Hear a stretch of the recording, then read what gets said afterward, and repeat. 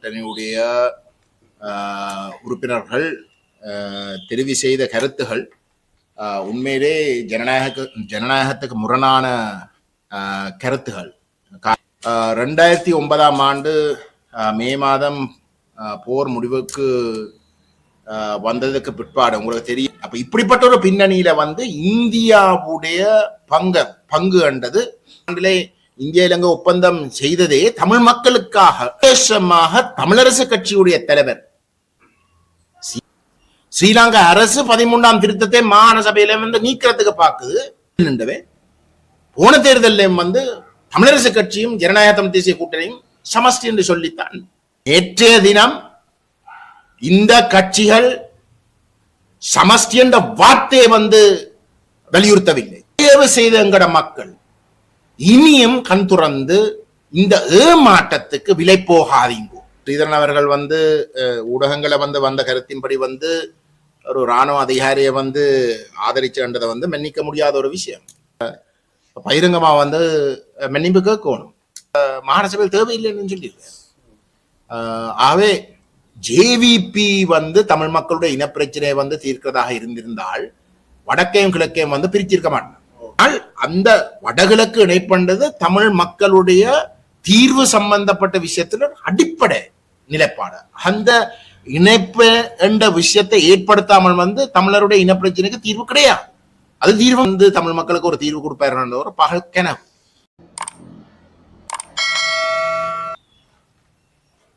அனைவருக்கும் வணக்கம்.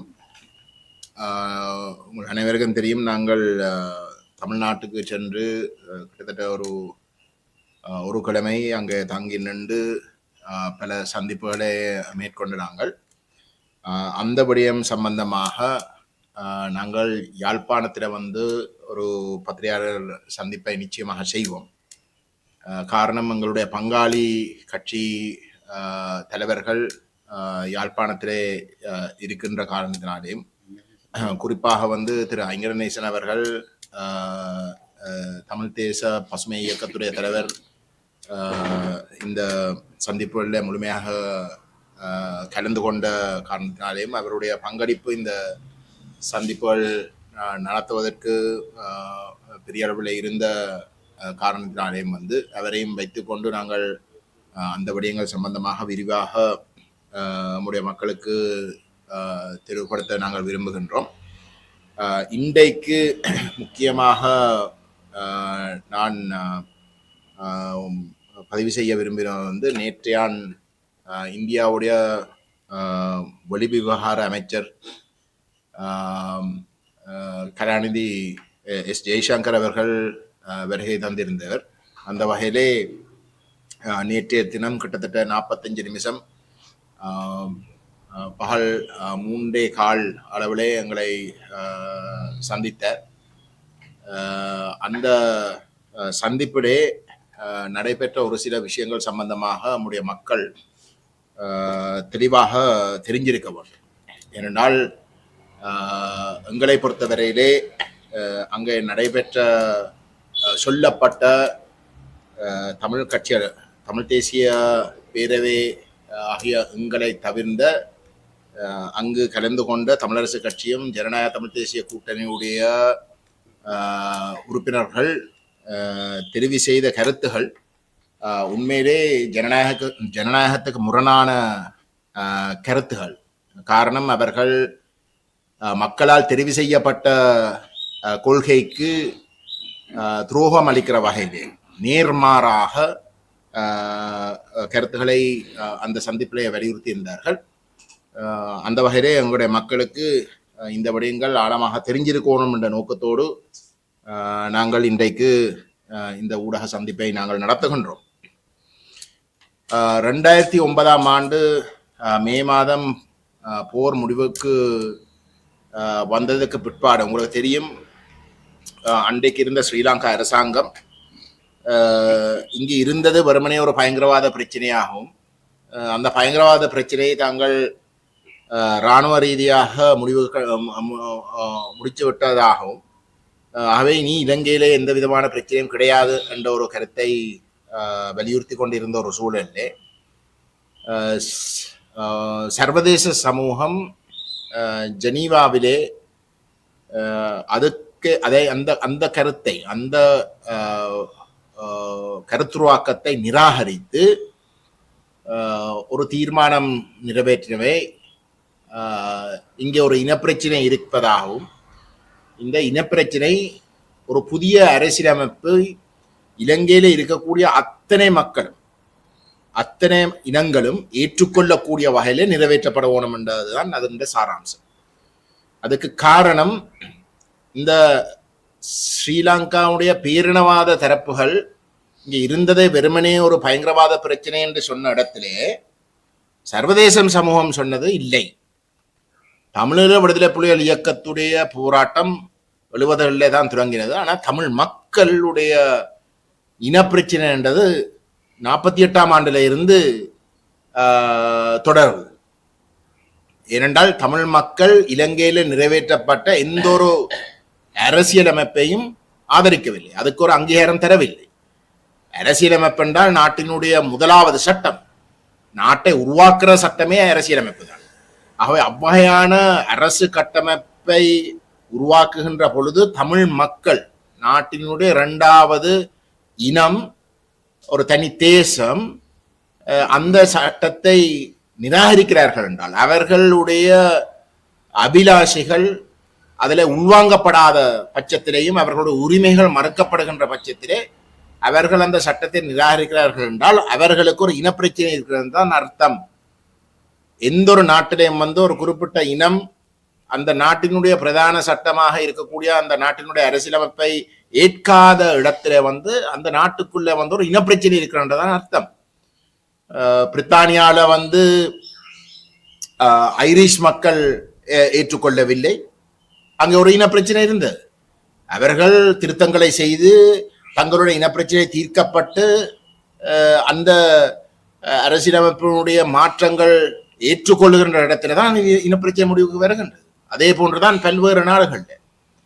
ஆகவே இந்த அடிப்படையில் தான் அந்த குறிப்பாக மனிதுரிமை பேரவையில் நிறைவேற்றப்பட்ட தீர்மானங்கள்ல அனைத்து இனங்கள் ஏற்றுக்கொள்ளக்கூடிய ஒரு அரசியலமைப்பு நிறைவேற்றப்பட வேணும் என்ற பொருள் அதிலே சேர்க்கப்பட்டு, ஆகவே எந்த அளவு தூரத்துக்கு தமிழ் மக்களுடைய இனப்பிரச்சனை தீர்க்கப்பட வேணும், தமிழ் மக்கள் ஏற்றுக்கொள்ளக்கூடிய ஒரு அரசியலமைப்பு நிறைவேற்றப்பட வேணும் என்றது அதிலேயே தெளிவாக பதிவு செய்யப்படுகின்றது. அப்ப இந்த நிலைமையிலே தமிழ் மக்களுக்கு ஒரு கணிசமான பேரம் பேசுறதுக்குரிய ஒரு வல்லமை சர்வதேச சமூகம் வழங்கி இருக்கின்றது. ஏனென்றால் இனப்பிரச்சனை தீர்க்காமல் இருக்கிற வரைக்கும் வெளிநாடுகள் சர்வதேச சமூகம் பெரிய அளவில் இலங்கையில முதலீடு செய்யறதுக்கும் பெருசா விரும்ப போறது இல்லை. ஏன்னா இப்ப இந்த இனப்பிரச்சனை திரும்ப வெடிக்கும், ஒரு ஸ்திரத்தன்மை எப்ப குழம்பும் என்றது ஒரு கேள்விக்குறியாகவே இருக்கும். ஆகவே அவர்கள் முதலீடு செய்கிறவர்களாக இருந்தாலும் ஒரு ஸ்திரத்தன்மையை உறுதிப்படுத்த வேணும் என்ற ஒரு தேவை அவர்களுக்கு இருக்கு. அதைத்தான் பல தடவை சொல்லி இருக்கிறோம். IMF கூட இந்த பொருளாதார நெருக்கடி வந்ததுக்கு பிறகும் கூட அவர்கள் கூட ஒரு புதிய அரசியலமைப்பு ஊடாக இந்த இனப்பிரச்சனை தீர்க்கப்பட வேணும் என்று சொல்றபடியால் தான் இந்த தேசிய மக்கள் சக்தி அரசாங்கம் கூட பேச்சுக்காவது ஒரு புதிய அரசியலமைப்பு தாங்கள் கொண்டு வர போவதாக சொல்ல வேண்டியிருக்கு. இதுதான் பின்னணி. அப்ப இப்படிப்பட்ட ஒரு பின்னணியில இந்தியாவுடைய பங்கு என்றது மிக மிக முக்கியம். என்னென்றால் அயல் நாடு, அயல் வல்லரசு அந்த நாட்டினுடைய கருத்துக்களை மீறி மற்ற நாடுகள் லேசில ஒரு முடிவு எடுக்க விரும்ப மாட்டோம். இந்தியாவுடைய எதிரி நாடுகள் சில வழியில இந்தியாவை மீறி செயல்படலாம். ஆனால் ஒத்துப்போகக்கூடிய நாடுகள், விசேஷமாக மேற்கு நாடுகள் போன்ற தரப்புகள் இந்தியாவோட ஒத்துப்போக விரும்புவார்கள். ஆகவே இந்தியாவை தமிழ் மக்கள் உடைய நிலைப்பாட்டுக்குள் உறுதியாக கொண்டு வருவது தமிழ் மக்களுக்கு ஒரு தேவை இருக்கின்றது. அதாவது ஒரு அத்தியாவசியமான ஒரு தேவை. அப்படிப்பட்ட ஒரு நிலையிலே இந்தியா தொடர்ந்தும் தமிழ் மக்கள் மீது ஒரு அக்கறை காட்டுகின்ற வகையிலே 87ஆம் ஆண்டிலே இந்திய இலங்கை ஒப்பந்தம் செய்ததே தமிழ் மக்களுக்காக என்ற பெயரிலே தான் அது நடந்தது. அப்ப இந்தியாவுக்கு ஒரு கடமையும் இருக்கு. தமிழ் மக்களுடைய அபிலாஷைகளை பூர்த்தி செய்வதற்கு இந்தியாவுக்கு ஒரு கடமையும் இருக்கு. என்னடா இந்தியாவுடைய தேசிய நலங்கள் வந்து அந்த இந்திய இலங்கை ஒப்பந்தத்திலே தங்கியிருக்கின்றது. அவர்களுடைய பாதுகாப்பு சம்பந்தப்பட்ட விடயங்கள் அந்த இந்திய இலங்கை ஒப்பந்தத்திலே தங்கியிருக்கின்றது. அந்த இந்திய இலங்கை ஒப்பந்தத்திலே வந்து தங்களுடைய பாதுகாப்பு நிலங்கள் தங்கியிருக்கிற ஒரு இடத்துல வந்து தமிழ் மக்களுடைய இனப்பிரச்சனை சம்பந்தப்பட்ட விஷயத்திலே தான் அந்த ஒப்பந்தமே உத்தியோகபூர்வமாக நடந்தது. ஆகவே இந்தியாவுக்கு ஒரு கடமையும் இருக்கு. அப்படிப்பட்ட ஒரு நிலையிலே இந்தியாவும் அக்கறை காட்டுறதுக்கு தயாரா இருக்கிற ஒரு இடத்துல நாங்கள் என்னத்தை கேட்கிறோம் என்றது மிக முக்கியம்.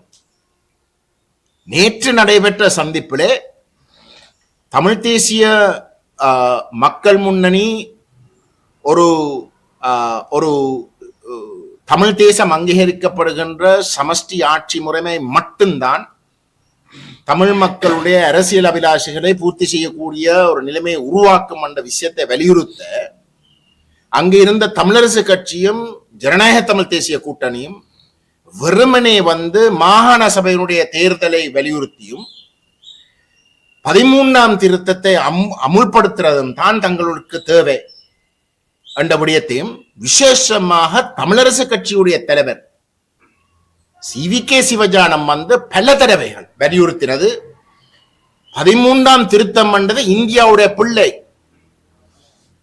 ஆகவே இந்தியா அதை கைவிடுறதை விரும்ப மாட்டது. ஆகவே நாங்களும் வந்து அதாவது தமிழரசு கட்சியும் தமிழ் மக்கள் சார்பாக தான் பேசின அந்த 13ஆம் திருத்தத்தை நீக்கிறதை நாங்கள் விரும்பவில்லை. ஸ்ரீலங்கா அரசு 13ஆம் திருத்தத்தை மாகாண சபையில வந்து நீக்கிறதுக்கு பார்க்குது. இந்தியா கொண்டு வந்த ஒரு விடயம் என்றபடினால் நாங்கள் அந்த 13ஆம் திருத்தத்தை மாகாண சபையில வந்து வச்சிருக்கிறது தான் நாங்கள் விரும்புகிறோம் என்ற அடிப்படையில தான் அவர்கள் பேசினார். அப்பொழுது நான் தெளிவாக சொன்னேன், 13ஆம் திருத்தத்திற்குள்ளே இருக்கக்கூடிய அம்சங்கள் நடைமுறைப்படுத்துவதாக இருந்தால் தமிழ் மக்களுக்கு அதில் இருக்கக்கூடிய அதிகாரங்கள் என்று சொல்லப்படுகின்ற விஷயங்கள் உண்மையிலே வந்து அனுபவிக்கிறதாக இருந்தாலும் ஒற்றையாட்சி முறைக்குள்ளே அந்த 13ஆம் திருத்தம் முடக்கப்பட்டிருக்கிற வரைக்கும் வந்து தமிழ் மக்களுக்கு அந்த அதிகாரங்கள் அனுபவிக்க முடியாது. அது நாங்கள் சொல்ற விஷயம் இல்லை. உச்ச நீதிமன்றம் 87ஆம் ஆண்டே தெளிவாக சொல்லியிருக்கு, இலங்கை ஒரு ஒற்றையாட்சி அரசியலமைப்பு என்ற வகையிலே அதிகார பகிர்வுக்கு இடமில்லை, அனைத்து அதிகாரங்களும் மத்திய அரசியல மட்டும்தான் இருக்கும்.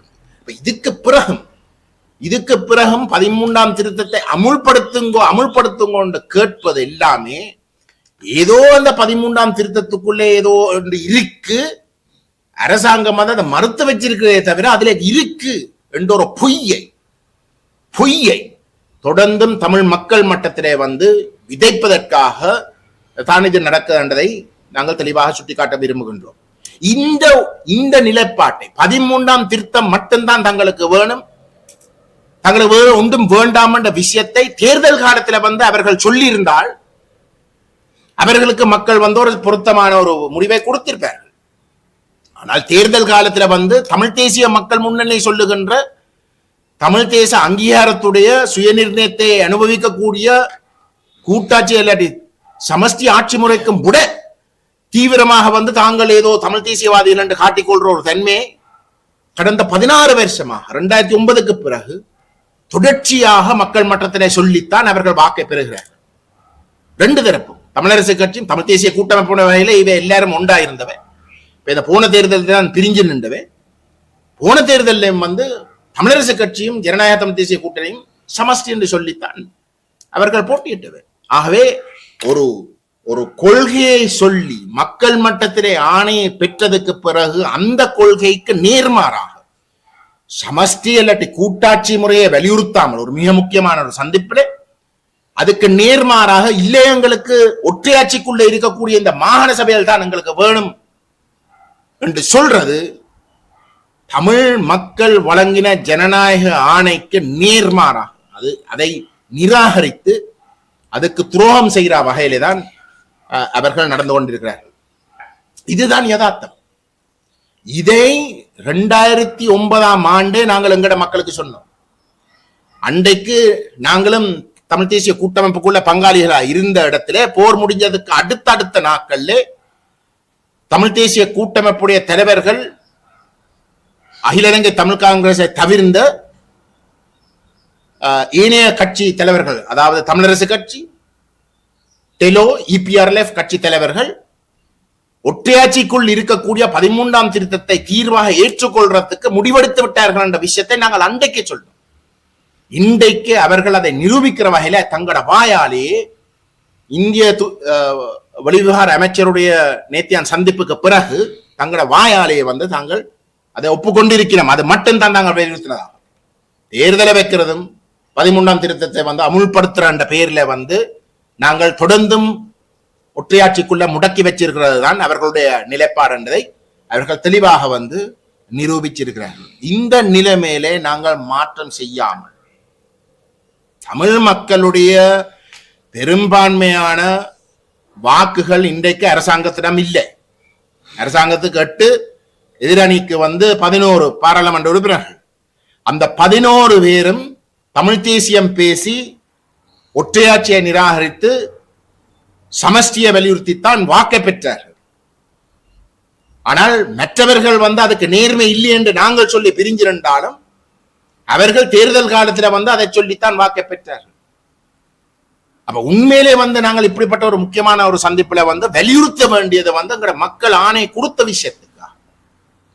ஆனால் அதுக்கு நேர்மாறாக அவர்கள் வலியுறுத்துறதால இன்றைக்கு அரசு தரப்புக்கு முழுமையாக இந்த கட்சிகள் துணை போய்கொண்டிருக்கின்றது.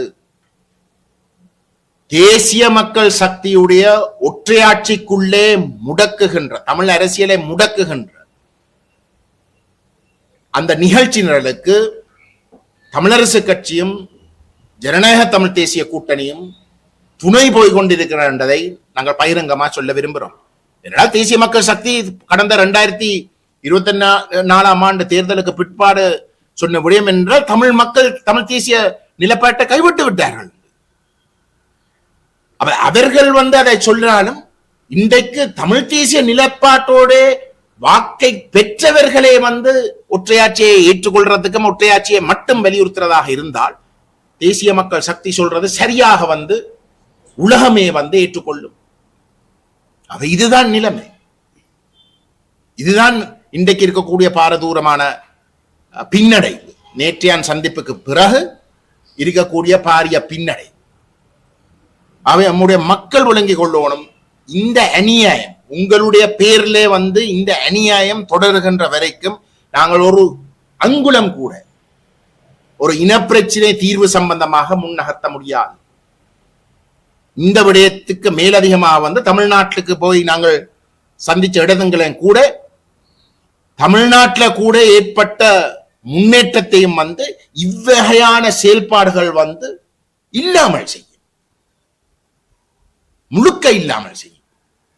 என்னடா ஜனநாயகம் என்ற பேர்ல பார்த்தால் தமிழ் தேசிய பேரவை இல்லாட்டி தமிழ் தேசிய மக்கள் முன்னணிக்கு ஒரு உறுப்பினர். ஆனால் தமிழரசு கட்சியின் ஜனநாயக தமிழ் தேசிய கூட்டணி என்று எடுத்தால் 9 உறுப்பினர்கள்.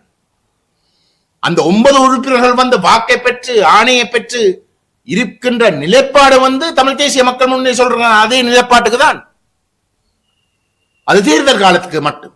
ஆனா அதுக்கு பிறகு அந்த நிலைப்பாட்டுக்கு நேர் மாறாக இவர்கள் இப்படி செயல்படுவது தமிழ்நாட்டில கூட வரக்கூடிய பாரிய மாற்றம் தடுக்கிற வகையில தான் இது அனைத்தும் அமையும். இது அனைத்தும் அமையும். நேற்றைய தினம் இந்த கட்சிகள் சமஷ்டி என்ற வார்த்தையை வலியுறுத்தவில்லை எந்த ஒரு இடத்திலையும். அப்ப தமிழ்நாட்டிலே செய்திகள் தமிழ்நாட்டுக்கு போய் நாங்கள் சந்திச்சு அங்கே இருக்கக்கூடிய தரப்புகள் எந்த வகையில ஒத்துழைச்சுக்கிறதுக்கு தயாரா இருக்கிறார்கள் என்றதை நாங்கள் பகிரங்கமாக அறிவிச்சிருந்தோம். எத்தனையோ கட்சிகள் அங்க அறிக்கையில் விட்டிருக்கார். அப்படிப்பட்ட ஒரு நிலையிலே இங்கு இந்த 2 தரப்பும் நேற்றைய சந்திப்புல ஒற்றையாட்சியை மட்டும் வலியுறுத்தினதும் 13ஆம் திருத்தத்தை மட்டும் வலியுறுத்தினதும் தமிழ்நாட்டில கூட தமிழ் தலைவர்கள் ஒரு சரியான நிலைப்பாட்டை எடுக்கிறதை தடுக்கிறதுக்காகத்தான் அவர்கள் அப்படி செயல்பட்டது. அவை நாங்கள் பகிரங்கமாக சொல்றோம். இந்த போக்கு தொடருகின்ற வரைக்கும் தமிழ் மக்கள் உடைய இனப்படுகொலை, கட்டமைப்பு சார்ந்த இனப்படுகொலை, நாங்கள் தடுக்க முடியாது. ஒற்றையாட்சி முறைதான் அந்த கட்டமைப்பு சார்ந்த இன அழிப்புக்கு அடிப்படை காரணம். அந்த ஒற்றையாட்சிக்குள்ளேதான் இந்த 13ஆம் திருத்தமும் ஜனாதிபதி அனுரகுமார திசாநாயக்க ஒரு புதிய அரசியலமைப்பு கொண்டு வருவதாக இருந்தாலும் அந்த கொண்டு வருகின்ற ஐக்கிய ராஜ்ய அரசியலமைப்பும் இருக்கின்றது. ஆகவே அது நாளைக்கு 13ஆம் திருத்தத்தை விட்டு ஐக்கிய ராஜ்ய விட்டு இன்னொரு யோசனை கொண்டு வந்தாலும் வந்து அதுவும் ஒற்றையாட்சிக்குள்ள இருந்தாலும் வந்து அதே நிலைமைதான். ஒற்றையாட்சி தான் பிரச்சனை. அவை இந்த ஒற்றையாட்சி முறைமையை நீக்கி அவசரமாக தமிழ் மக்களுடைய தேச அந்தஸ்தை உறுதிப்படுத்தாத ஒரு அரசியலமைப்பு, ஒரு சமஷ்டி அரசியலமைப்புக்கு நாங்கள் போகாமல் இருக்கிற வரைக்கும் நாங்கள் தொடர்ந்தும் அழிஞ்சு கொண்டுதான் இருப்போம்.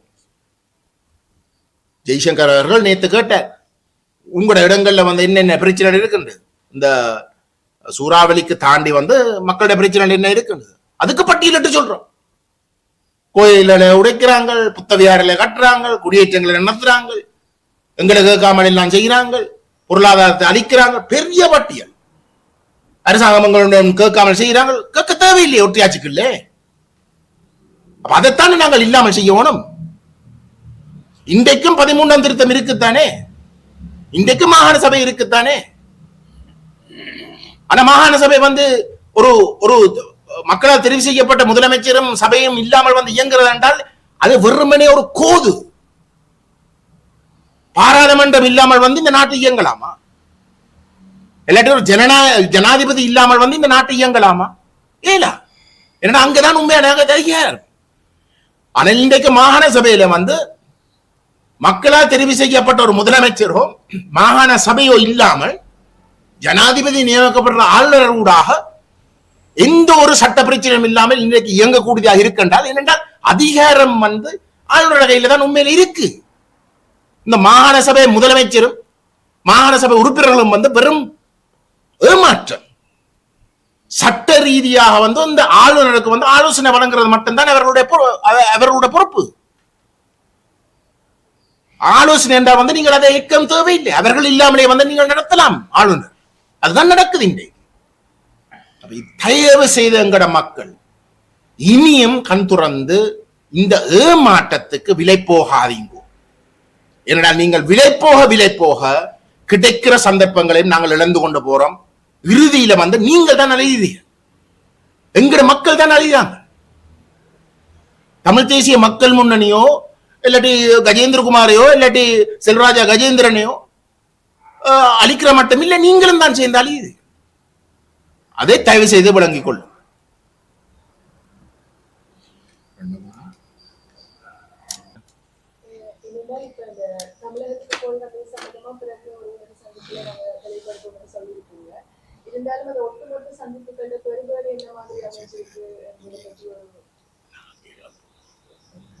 நீங்கள் ஜூம்ல வரலாம்.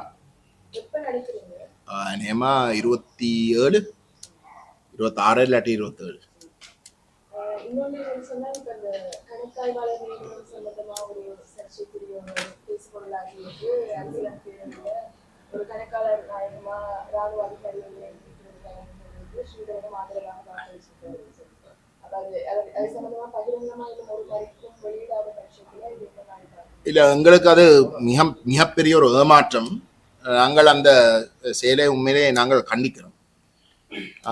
இரண்டால் நான் குறிப்பாக வந்து நாங்கள் சொல்லணும் என்றால், தமிழ் தேசிய மக்கள் முன்னணியுடைய பாராளுமன்ற உறுப்பினர் என்ற வகையில வந்து நான் தான் ஸ்ரீதரன் அவர்களுடைய பெயரை முன்மொழிச்சினான் அந்த சபைக்கு. தமிழரசு கட்சி வந்து அதை ஆமோதிச்சு, நான் தான் முன்மொழிச்சினான். ஆகவே அப்படிப்பட்ட ஒரு நிலையிலே இந்த ஸ்ரீதரன் அவர்கள் வந்து ஊடகங்களை வந்து வந்த கருத்தின்படி வந்து ஒரு இராணுவ அதிகாரியை வந்து ஆதரிச்சுன்றதை வந்து மன்னிக்க முடியாத ஒரு விஷயம். ஆகவே அவருக்கு எவ்வகையான ஒரு பதில் இருக்கிறன்றது எனக்கு சொல்ல தெரியாது. ஆனால் அவர் பகிரங்கமாக வந்து மன்னிப்பு கேட்கணும். மற்றது அவர் அந்த முடிவில் இருந்து மாற்றங்களை செய்தே ஆகும். அது சட்ட ரீதியாக வந்து என்ன நடவடிக்கை எடுக்கணும்ன்றதை அவர் பார்க்கணும். எல்லாத்தையும் வந்து நாங்கள் அவருக்கு அந்த பதவியில வச்சிருந்த ஆதரவை வந்து நாங்கள் வாபஸ் பெற வேண்டி வரும். என்னடா எங்களை பொறுத்தவரையில வந்து நாங்கள் இவ்வளவு காலத்தில் இராணுவத்தை வந்து இந்த அளவு தூரத்துக்கு வந்து ஒரு தவறான தரப்பாக வந்து சொல்லிக் கொண்டிருக்கிற இடத்துல அதுவும் எங்களுடைய முன்மொழிவுல வந்து தெரிவு செய்யப்படுற ஒரு உறுப்பினர் வந்து அவ்வகையிலே நடந்து கொள்றன்றதை வந்து ஒரு பாரதூரமான ஒரு விஷயமா தான் நாங்கள் பார்க்கிறோம். இன்னொரு சொன்னா இப்ப நீங்க ஜெய்சங்கரோட நடந்த சந்திப்புல இப்ப நீங்க வலியுறுத்தின விஷயங்கள் அதாவது குறிப்பாக ஒற்றையாட்சிக்குள்ள நாங்க தமிழ் மக்களுக்கான உரிமையான தீர்வு பெற முடியாது என்று வலியுறுத்துகிறாங்க. அதுக்கு வந்து ஜெய்சங்கரும் அந்த கருத்தை ஏற்றுக்கொண்டதாகவும் சில தமிழ் ஊடகங்கள் வந்து அறிக்கை வெளியிருக்கு. அது வந்து உண்மையா? ஜெய்சங்கர் அப்படி சொன்னார்? எனக்கு எந்த ஞாபகத்தின் படி வந்து அப்படி அவர் சொன்ன மாதிரி எனக்குண்டா ஞாபகம் இல்லை.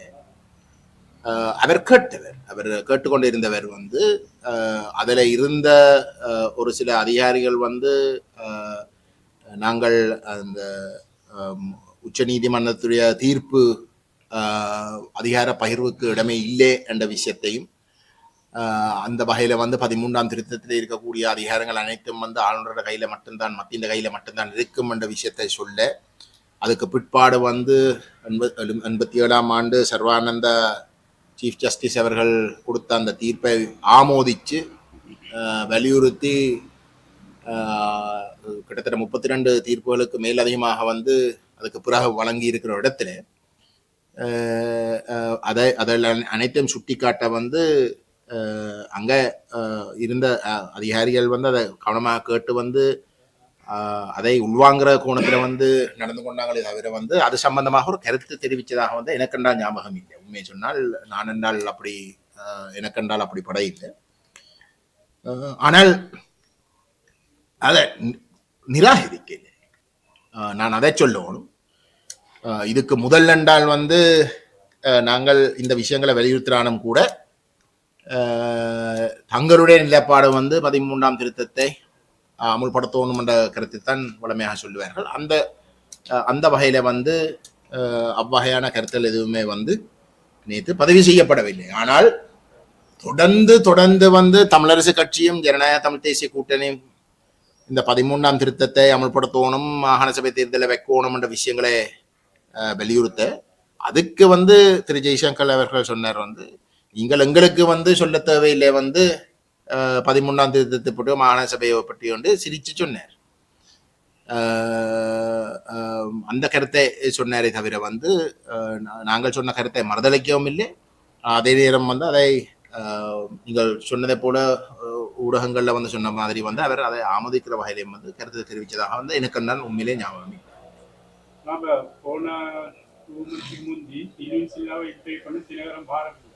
அவர்கிட்ட கேட்டேன் வடகிழக்குல என்ன தீர்வு அவங்களோட கட்சி ஜேவிபி கட்சி இருக்குதுன்னு அவர் சொல்றாரு மாகாண சபைக்கு காசு ஒதுக்கி இருக்கிறதாகவும் அந்த சட்டத்தை திருத்தணும், அது டிசம்பர்ல நடைபெறும் என்று சொன்னாரு. அதே நேரம் இந்த மாகாண சபையை விட இதை விட ஒரு இது உண்டு அந்த மக்களுக்கு கொடுக்கணும் என்றும் ஒரு கான்ஸ்டிடியூஷனை எங்களோட அரசாங்கம் எல்லா பார்ட்டிகளையும் கூப்பிட்டு ஒரு புதிய அரசியலமைப்பு செய்யணும்னு சொன்னார். அதே நேரத்தில் சொன்னாரு வடகிழக்கு ஜாயின் பண்ணி இருந்தப்ப ஜேவிபி ஆர்கனைசர் சம்மானத்துலதான் கோட் சூடாக பிரிச்சதம்னு சொன்னாரு. அது வாரமஞ்சல நான் அதை இன்டர்வியூ பண்ண கூட அதை கேட்ட நேரம் நான் ஆன்சர் பண்ணேன். இதை விட மாகாண சபையை விட ஒரு இது ஒன்று நாங்க புதிய ஒரு கான்ஸ்டிடியூஷன் செய்யணும் அதுன்னு சொன்னாரு. அதான் நான் கேட்கிறேன். எனக்கு டில்வின் சில்வாவுடைய கருத்து தொடர்பாக எனக்கு சொல்ல முடியாது. ஆனால் தேசிய மக்கள் சக்தியுடைய நாங்கள் எத்தனையோ இடங்களில் வந்து அவர்களோடு சேர்ந்து ஒரு சர்வ கட்சி பாராளுமன்ற குழுவாக வந்து நாங்கள் பல நாடுகளுக்கு சென்றிருக்கிறோம். அந்த இடத்துல வந்து இனப்பிரச்சனை சம்பந்தமாக வந்து பேசப்படுகின்ற ஒவ்வொரு கட்டத்திலையும் அவர்கள் மாகாணங்கள் என்ற முறைமையை கூட அங்கீகரிக்கிறதுக்கு தயாரில்லை. சுவிட்சர்லாந்துக்கு போன இடத்துல வந்து அவர்கள் வந்து உள்ளூராட்சி சபையில் தான் விரும்புகிறார்கள். ஆகவே இந்த விடவும் மாகாண சபையை விடவும் என்று சொல்ற சில வேளையில வந்து விடவும் கொஞ்சம் கூடவா கொடுக்கணும், மாகாண சபைக்கும் விட கொஞ்சம் கூட பலமான ஒரு விஷயமா கொடுக்கணும் அர்த்தப்படக்கூடாது. அதை நீங்கள் தெளிவா இருக்கணும். அந்த விடவும் வந்து அதை விட்டு போட்டு உள்ளூராட்சி சபையில கேட்கறது தான் அவர்களுடைய சிந்தனை. அது பிற தடவை அவர்கள் வெளிப்படையாக வந்து சொல்லியிருக்கிறார். டில்வின் சில்வா பற்றி சொல்றீர்கள் வந்து டில்வின் சில்வா உங்களோட ஊடகங்களுக்கு சொன்னதை பற்றி எனக்கு சொல்ல தெரியும். ஆனால் இன்னொரு ஊடகத்துக்கு வந்து அவர் மாகாண சபையில் தேவையில்லைன்னு சொல்லியிருக்கார். ஆகவே ஜேவிபி வந்து தமிழ் மக்களுடைய இனப்பிரச்சனையை வந்து தீர்க்கிறதாக இருந்திருந்தால் வடக்கையும் கிழக்கையும் வந்து பிரிச்சிருக்க மாட்டான். சொல்றேன், வடக்கையும் கிழக்கையும் கடைசி வரைக்கும் பிரிச்சிருக்க மாட்டான். இன்றைக்கும் வந்து அந்த பிரிச்சதை வந்து சொந்தம் கொண்டாடுறான்.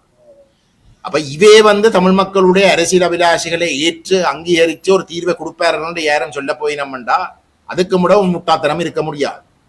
அது எப்ப பிரிச்சது சுனாமி அடிச்சு தமிழீழ விடுதலை புலிகள் இயக்கத்தை தடை செய்த நாடுகள் கூட அந்த சுனாமிக்கு பிறகு வந்து தமிழீழ விடுதலை புலிகள் இயக்கத்துடைய கட்டுப்பாட்டுல வந்து கணிசமான உதவிகள் போய் சேரணும்.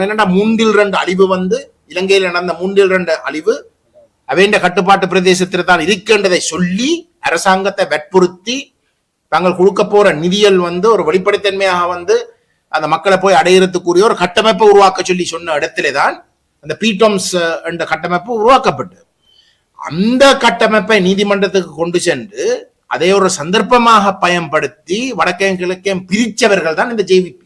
ஒரு மனிதாபிமான அழிவு, மக்கள் அழிஞ்சு போயிருக்க சரிதானே, அந்த சந்தர்ப்பத்தை பயன்படுத்தி அந்த பாதிக்கப்பட்ட மக்களுக்கு நிதி, சர்வதேச நிதி போய் சேராமல் தடுத்தது. பீட்டோம்ஸை நிராகரிக்கப்பட்டதால அந்த சர்வதேச நிதி ஒன்றுமே போய் சேரை அதை தடுத்ததும் அதை மட்டுமில்ல சந்தர்ப்பத்தை பயன்படுத்தி வந்து வடகிழக்கு பிரிச்சது. தமிழ் மக்களுடைய அடிப்படை கோட்பாடு வந்து வடக்கையும் கிழக்கு இணைப்பு. அந்த இணைப்பை உருவாக்குகின்ற பொழுது எங்களுடைய முஸ்லிம் சகோதரர்களுக்கு ஒரு சில நலங்கள் சார்ந்த பிரச்சனைகள் வரும். அந்த பிரச்சனைகள் தீர்க்கப்படணும், அதில் மாட்டுக்கருத்தில் அப்படிங்க சொல்றேன். ஆனால் அந்த வடகிழக்கு இணைப்பண்டது தமிழ் மக்களுடைய தீர்வு சம்பந்தப்பட்ட விஷயத்துல அடிப்படை நிலைப்பாடு. அந்த இணைப்பு என்ற விஷயத்தை ஏற்படுத்தாமல் வந்து தமிழருடைய இனப்பிரச்சனைக்கு தீர்வு கிடையாது, அது தீர்வும் அல்ல அப்படிங்க சொல்றேன். அப்ப அப்படிப்பட்ட ஒரு அடிப்படை கோட்பாடாக இருக்கிற ஒரு விஷயத்தை வந்து துண்டிக்கிறதுக்கு வந்து அவர்கள் செயற்பட்டது என்றால் இவர்கள் வந்து தமிழ் மக்களுக்கு ஒரு தீர்வு கொடுப்பார்கள் ஒரு பகல் கனவு. தேசிய மக்கள் சக்தி வேற வேற வந்து ஜேவிபியினுடைய அடிமையல்ன்றது வந்து இப்ப தெரியுது அப்படிங்க சொல்றேன். அப்ப தேசிய மக்கள் சக்தி வந்து அங்க ஒன்றும் பட்டி புடுங்க போறது இல்லை, ஜேவிபி தான் எல்லாத்தையும் செய்யுது என்றது இன்னும் வேற வேற வந்து நிரூபிக்கப்படுறதாகத்தான் இருக்கு. ஆகவே அந்த கோணத்துல திரு டில்வின் சில்வாவுடைய கருத்துக்களை தான் பார்க்க வந்தது.